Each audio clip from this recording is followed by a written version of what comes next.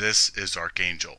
Okay, so we devalue males in order to justify their usage and discardation. And the worst offenders are males. Males are the problem, flat out. Males are the reason gynocentrism has any traction on the ground. You can say gynocentrism is an offshoot of a reproductive species of sexual dimorphism, where the reproduction rests mostly with the female, and thus all participants are compelled to protect the female. But let's break it down. Male devaluation and disposability exists because males allow it to, and males are complicit, even actively engaged in, its transmission into the next generation. My revolution, my compassion, and my seething venom, all is aimed at males. I do not take such fervent issue with females. They are an annoyance, like mosquitoes around your picnic table, or water up your nose when you are swimming. No, I take issue with female entitlement enablers, males. I take issue with those who allow females to be entitlement vacuums in the first place. Females only have bite or traction in society because males give it to them and enforce female privilege onto other males simply to please their slave masters and get 3 seconds of tuna salad orgasm followed by a good boy pat on the head. That is, if he did everything he was instructed to do beforehand. If he took out the trash, painted the house, paid her car note, etc. Otherwise, that procrastinating shovel gets no lovin'. Now, there are many different forms devaluation enabling takes. Everything from conservatism to white knights to manginists to feminists. However, in the hierarchy of gynocentric threats, if devising a hit order based upon detriment level of the enemy and ordering a strike against a single target, who would it be? If I, being a gynocentric assassin, made it past the perimeter and approached the enemy's fortifications, and I had only 1 grenade left, and therefore could choose only one misandristic male abusive enemy stronghold to lob it into, it would have to be the D.E.O's headquarters. You see, white knights are toxic, vile weaponry against male welfare, period. However, I contemplated the male offenders of male welfare, and I find that white knights are merely a subset of a larger male group which I have come to label D.E.Os, Devaluation Disposal Enforcement Operatives. You see, D.E.Os are the enforcement division of male devaluation. They are like law enforcement. They are the muscle that literally enforces male disposability. D.E.Os will actually physically impose female elevation and male devaluation upon other males. D.E.Os are like the military at large, and white knights are a branch of that military. I associate manginas as a branch of feminism because they are so slimy, weak, and pathetic. Indeed, white knights are sad, pathetic, trained monkeys, yet these white shovels have the physical or social power to enforce male disposability and female worshipping privilege. White knights come in many different forms, from bodybuilders to bikers to construction workers, who interject themselves into any situation to defend any female and uphold gynocentrism. We have white knights who are business magnates, who fund female initiatives or fund feminist propaganda or public smear campaigns which fuel the fire or victim narrative of rape culture which impugns males and the innocence of future generations of males. Then we have the politicians that introduce and pass female entitling legislation in countries around the globe. White knights are usually the physically stronger alpha type, who have the corporeal size or the clout and financial wherewithal to enforce female elevation and male denigration. D.E.Os of any stripe or flavor are the pit bulls that physically enforce male devaluation and disposal. These are the males that will restrain another male as a female abuses them, or they will beat you down and give the last parachute to a female. Manginas and simps merely whimper and placate their female overlords, yet they are pretty benign physically. D.E.Os, on the other hand, physically enforce male devaluation. D.E.Os, such as white knights, are the boots on the ground, where the rubber meets the road in relation to male devaluation and disposability. Without a D.E.O's tactile, real-world enforcement of male expendability, misandry and gynocentrism would only exist in ether, as thought forms, as biases and bigotry in people's minds. And hence the only tool females could wield to sway males would be the dispersal or withholding of sex, or the embellishment of fragility as a tool to manipulate male behavior. That's all females could sequester to sway males, since they would not have males enforcing female agendas onto other males, whether physically or legislatively. Males enforcing and propagating chivalry and female privilege is the reason males are abused. White knighting is a particularly brutal branch of D.E.O, and white knighting is such a plague on males. Now, where white knighting comes from boasts multitudinous sources, such as traditionalism indoctrination, biological instincts to protect the procreative vessels of nature, or it may even harbor from male self-loathing and deprecation, which compels fellas to elevate females and worship them. Now, where the tendency to worship women and kill men comes from, these are the only variables. What is not in question, what is as sure as the summer sky, is that the effects D.E.Os precipitate are fatal to males. D.E.Os kill males. For example, white knighting enforces female infantilization. It enforces female privilege. It enforces female coddling. It enforces females' princess attitudes. White knights enforce female immunity to consequences, hardships, toils, labor, repercussion for females' malevolent actions, etc.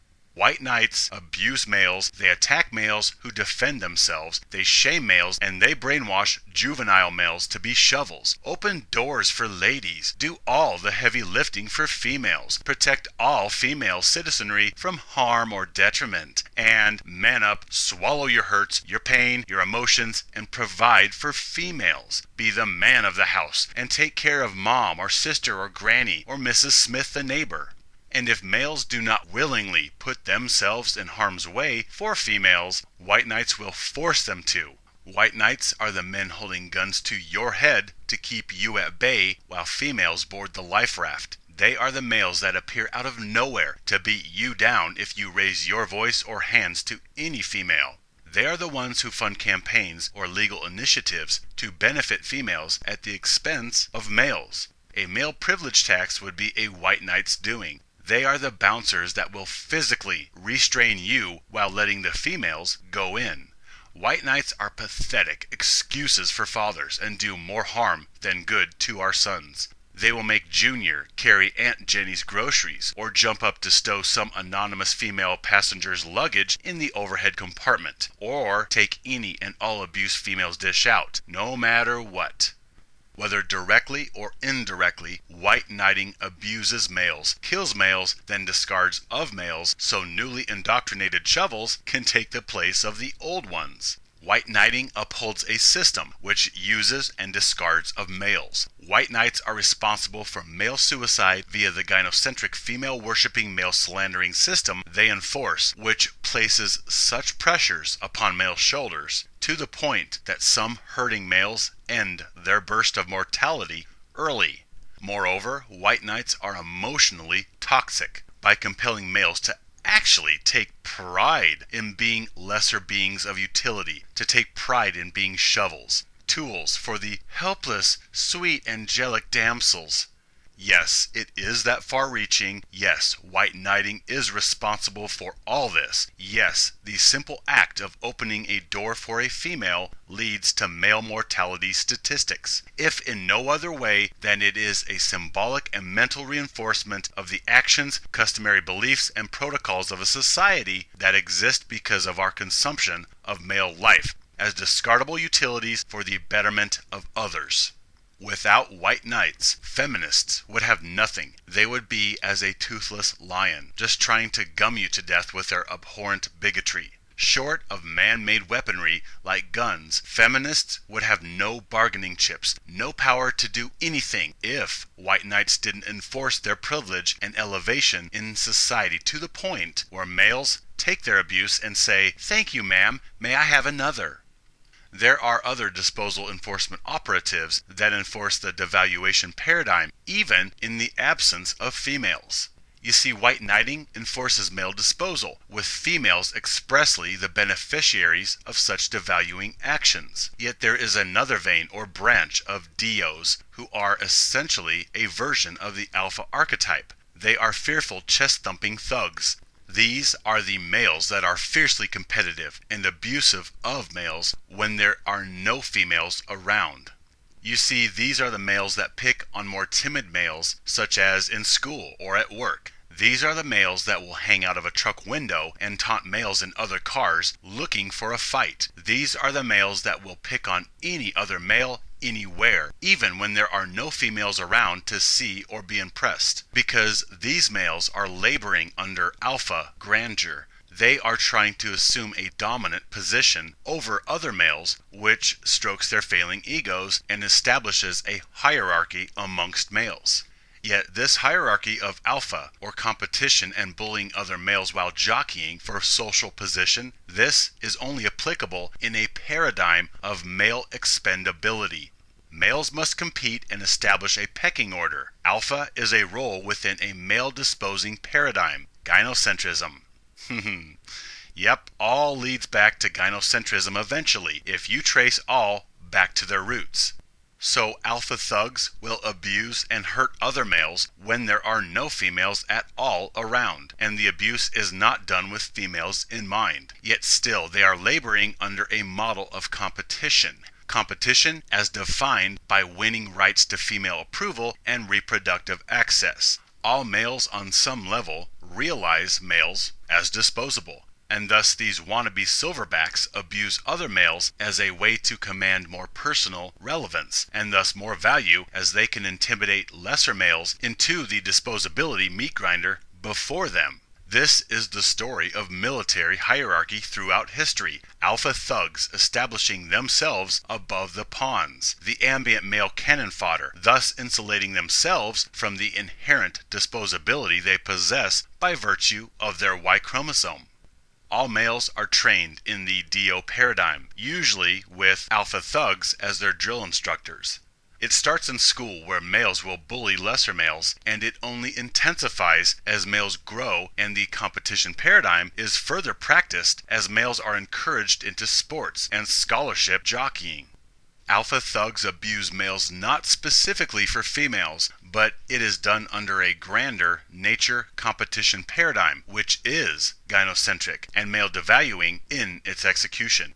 Alpha thugs inhabit many places, such as the military, or in gangs, or even in prison, where males abuse other males not for female entertainment or approval, but rather for pack hierarchy, all of which still enforces gynocentrism through male disposability. Chest-thumping alpha thugs are the drunk males looking to fight with other males to prove something to themselves. They are the males that will mock other males, looking for that male to insult them back so they can have an excuse to fight with that male. They will come by and spit in the food of a lesser male to try and provoke a reaction so they can beat that male up. Alpha thugs spoil for a fight and look for any opportunity to provoke other males so they can abuse them. They need to abuse other males to validate their belief as superior. They validate themselves through male abuse, independent of females. Alpha thugs are different from white knights, yet both veins of disposability enforcement operatives uphold the same ends: male devaluation, which leads to abuse and ultimately disposability. White knights definitely piss me off, but alpha thugs are the most low, the most vile example of D.E.O that there is. A male who abuses other males in the absence of females. These are the lowliest of males, since in the absence of females, males should be embracing and bonding, not further abusing or impugning. And both these gynocentric operatives actually physically enforce female elevation and entitlement. Manginas and simps are the pencil pushers of gynocentrism. Within gynocentrism, white knights and alpha thugs are the enforcement branch, and feminists are the propaganda branch, while manginas and simps are the feminists' assistants. Manginas are the doormats who push ideology. yet do not enforce anything. They are the soft, weakened diaper bag carriers, the spineless, gossipy males that will obey females and placate them to get a pat on the head from those females. Manginas settle for the post-baby body, and they are the ones who finance the post-baby expenses that some white knight caused. Manginas are emasculated mama's boys, or the soft males that you would swear were gay if they were not male feminists. Manginas can turn into white knights, but usually they are more beta, and they call other males names while hiding behind mommy's apron. Manginas are like toothless sharks, hiding behind the female elevation that white knights enforce.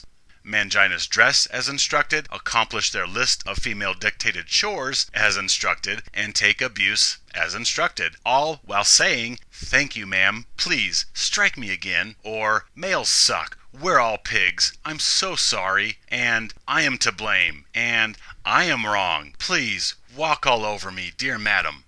Feminists and manginas are simply impotent harbingers of hate if white knights did not enforce their prejudice. Gynocentrism only has traction in society because D.E.Os physically enforce it. Misandry would suffer a debilitating blow and cease to cause harm if the physical enforcement division of gynocentrism, such as white knights, suddenly disappeared. So white knights and alpha thugs are the problem. This disgusting lot is what I dial my sights upon. Simple bigotry exists as thought patterns.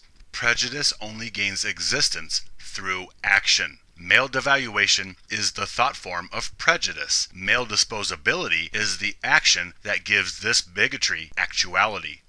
Gynocentrism calls for male devaluation in people's minds. White knights are the ones who come along and turn bigotry into action and enforce it upon the world. D.E.Os are all those who physically do anything which promotes male worth denigration. Without physical enforcement, gynocentrism is simply an inert, benign bias. Yet with enforcement, bias in thought bridges the gap into bigotry in action, and action is where all the pain and suffering and turmoil of humans originates.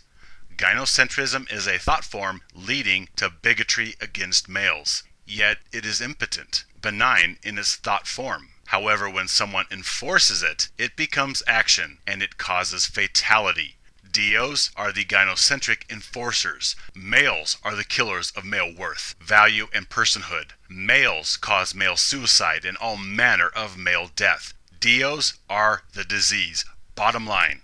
White knights abuse and feed off of their own. So then I strategically place myself as a black knight to defend the broken, the beaten, and the damned, to liberate the enslaved. And as such, I have breached the perimeter, and I make my way to the D.E.O encampment. I spit on my last grenade and then toss it into the D.E.O stronghold. My friends, my brothers, stand with me, live free.